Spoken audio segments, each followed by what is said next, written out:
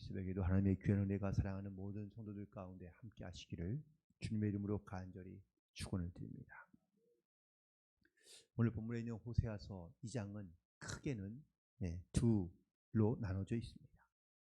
전반부인 1절부터 2절부터 13절까지에 있는 말씀에는 하나님께서 패역한 이스라엘에 대하여 징벌하겠다라고 말씀하고 계십니다.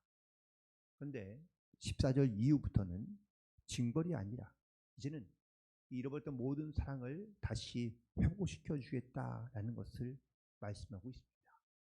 그래서 이 전반부를 바로 징벌적 사랑이라고 표현한다면 후반부는 다시 회복해 하시는 사랑이라고 말할 수 있습니다. 그런데 패역한 이스라엘, 하나님을 사랑하지 아니하며 또한 하나님의 사랑을 잃어버리고 살아가는 이스라엘 백성들에게 이 징벌이 필요한 이유는 더 이상 죄 가운데 빠지지 않고 그리고 바로 잡기 위해서 하나님께서 징벌이 필요하다는 것을 말씀하고 있는 것이죠. 우리가 사랑한다면 우리 자녀들이 잘못된 길로 가지 않도록 그 길을 막고 혹은 또 때로는 필요하다면 징벌을 통해서 깨닫게 하고 멈출 수 있도록 하는 것이 이것이 바로 진정한 사랑의 모습인 줄로 믿습니다. 하지만 징벌만 주는 것이 아니라 반드시 그 징벌 이후에 그 어루만져주는 사랑이 있을 때 그 사랑이 완성된다고 말할 수 있습니다. 오늘 본문에서 먼저 하나님께서는요, 이 패역한 이스라엘 백성들이 바로 하나님을 사랑하지 아니하고 떠날 때마다 하나님께서 그들 가운데 징벌하겠다고 말씀하고 있는데 6절에 보니까 길을 막고 찾지 못하게 하겠다고 말씀하시며 7절에는 길을 잃고 바알을 만나지 못하게 해야 된다고 말씀하고 있고 9절에는 흉년이 들고 입으로 또 없이 그렇게 만들어야 한다고 말씀하시며 또한 11절에서는 희력과 명절을 폐하고 12절에서는 농과 밭을 황폐하게 만들며 13절에서는 벌을 주겠다고 하나님께서 말씀하고 있는 것을 보게 됩니다. 결국 이렇게 하시는 이유는 하나님께서 이스라엘 백성들을 사랑하시기 때문이라고 말하고 있습니다. 사랑하기 때문에 길을 막고 또한 그들에게 먹을 것을 빼앗아 그들이 스스로 하나님 앞에 깨닫고 나아올 수 있도록 죄의 길을 걸어간다면 막아서 어떻게든지 이스라엘 백성들이 더 이상 죄의 길로 들어가지 않도록 하나님께서 그들 가운데 이 징벌적인 사랑을 내리겠다고 약속하고 계시는 것을 보게 됩니다. 여러분, 사랑이란 무조건적인 그냥 용서만이 사랑은 아닙니다. 잘못된 길로 걸어간다면 그 사랑에 혹은 또 그 모습에 대하여 우리가 잘못된 길로 가지 않도록 필요하다면 징벌을 통해서도 깨닫게 하는 것이 이것이 바로 진정한 사랑의 모습인 줄로 믿습니다. 한 어머니가 경찰서를 찾아왔습니다. 아들을 고발하겠다는 겁니다. 그런데 왜 아들을 고발하냐고 물었더니 나에게는 아무런 잘못도 하지 않지만 주변에 있는 사람들 가운데 사기를 치고 그 사람을 괴롭히고 또한 폭력배가 되어서 사람들 가운데 폭력을 행사하기 때문에 이 아들을 내가 고발해서 이 아들을 좀 바로잡고 싶기 때문이라고 말한 겁니다. 결국 그가 이 어머니의 곳으로 붙잡혀 오게 됐습니다.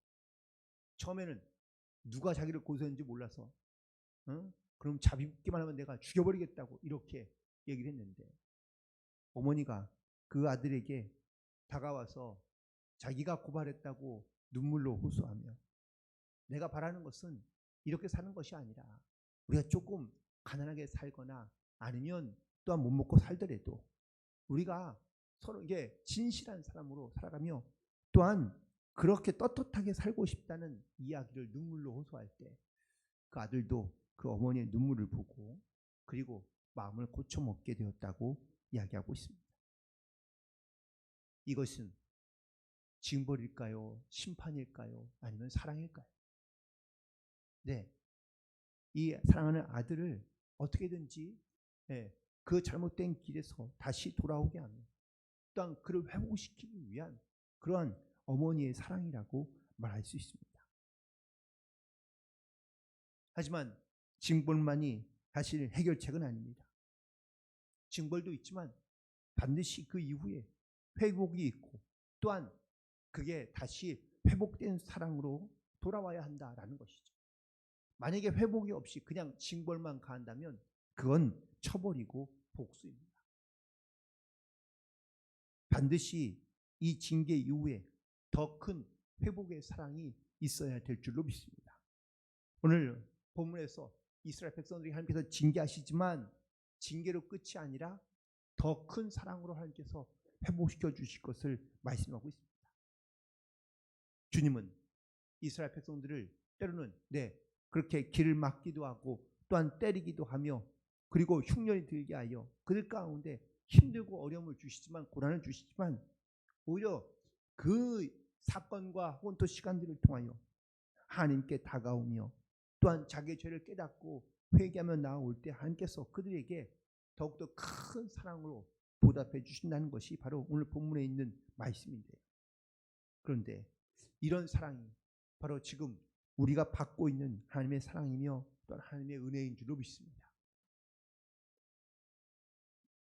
하나님께서 이스라엘 백성들을 사랑하시는데 그러면 어떻게 사랑하신다고 말씀해 주고 있을까요? 먼저 16절에 있는 말씀을 보시기 바랍니다.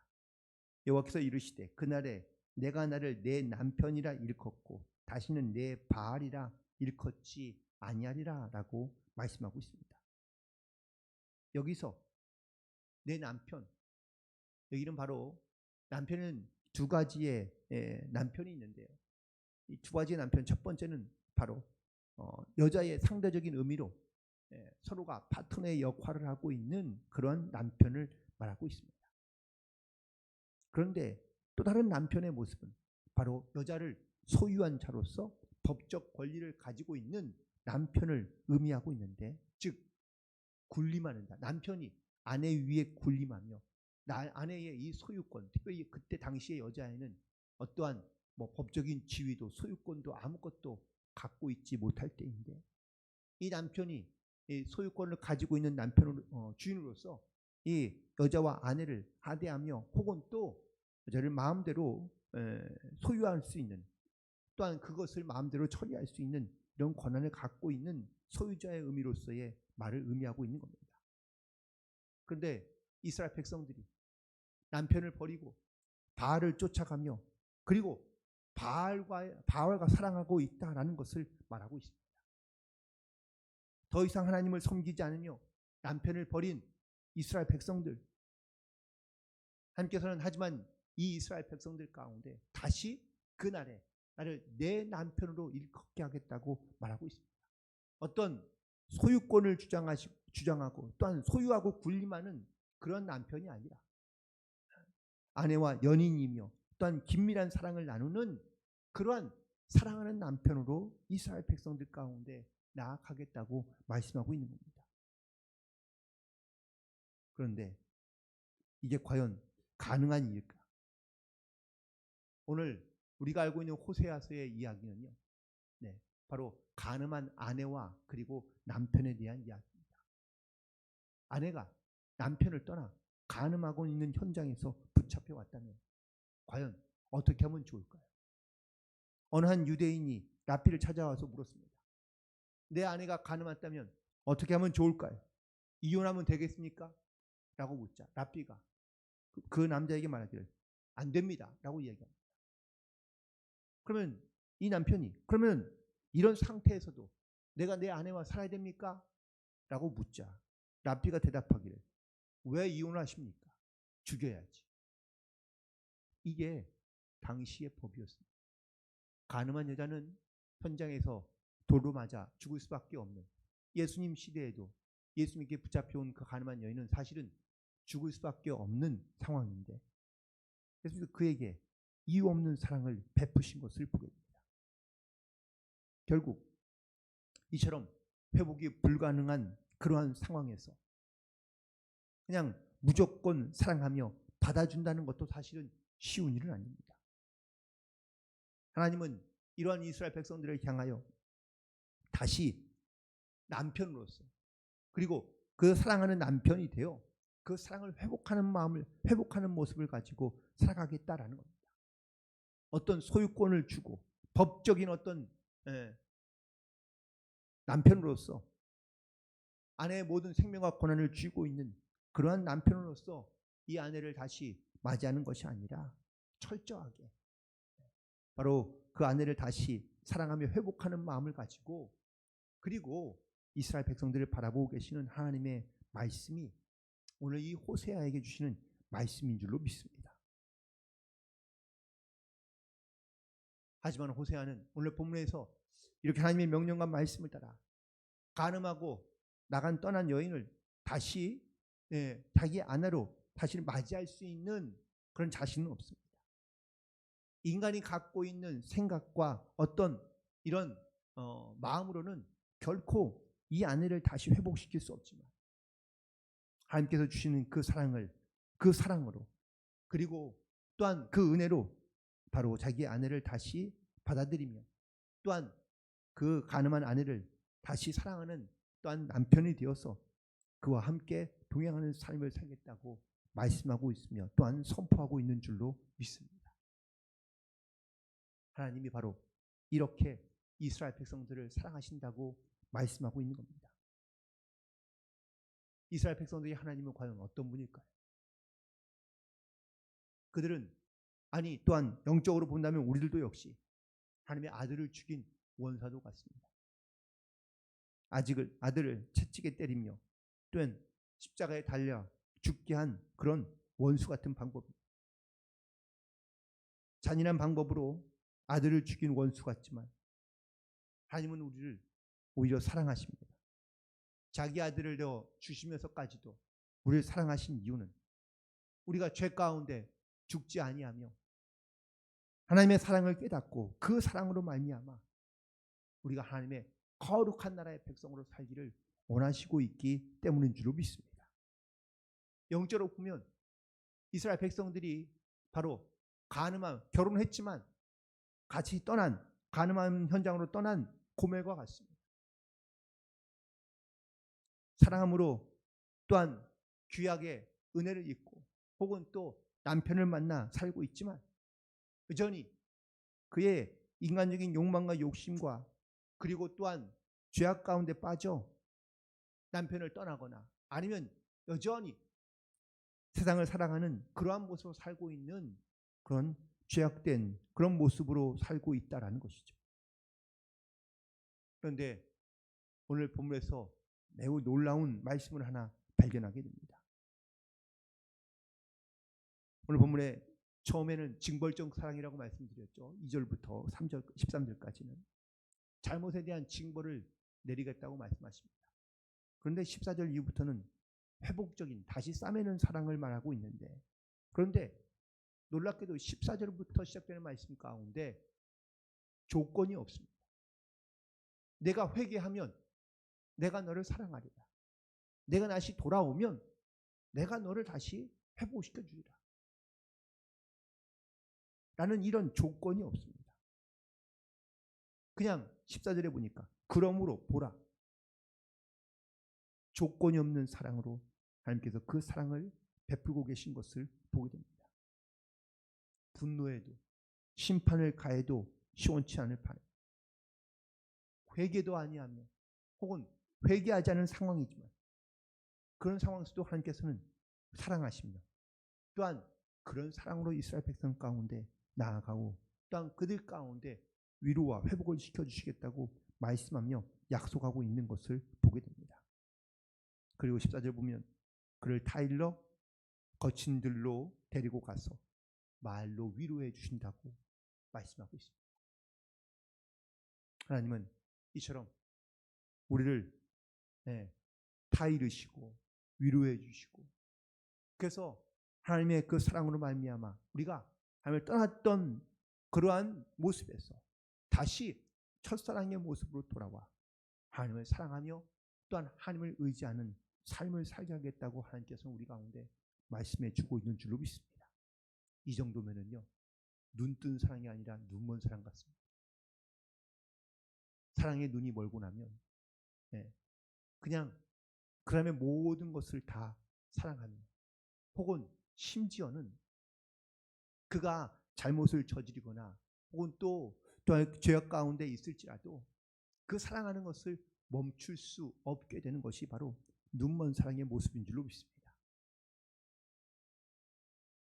하나님께서 자기의 두 눈을 다 감으시고 우리의 죄악들을 알며 혹은 또 우리가 죄악 가운데 있는 것도 아시지만 하나님 우리를 사랑하기를 멈추지 아니하시고 끝까지 우리를 사랑하시는 하나님의 사랑인 줄로 믿습니다.